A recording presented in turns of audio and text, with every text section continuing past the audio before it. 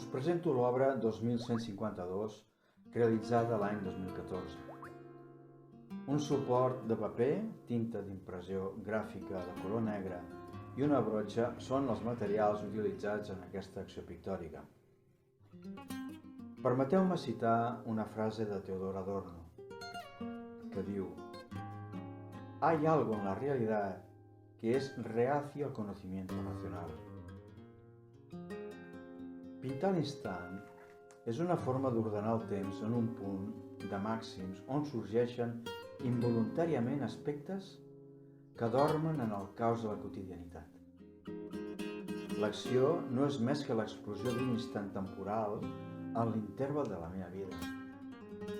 Una acció pictòrica positiva on els elements operen sense resistència i afronten un resultat tan aleatori com incontestable. És important insistir en l'idea de que l'obra pertany a una sèrie, ja que només així obté la seva posició i raó en el temps dins del conjunt del meu treball. No tinc cap interès en agradar. La meva intenció és poetitzar i compartir certs aspectes de la naturalesa humana.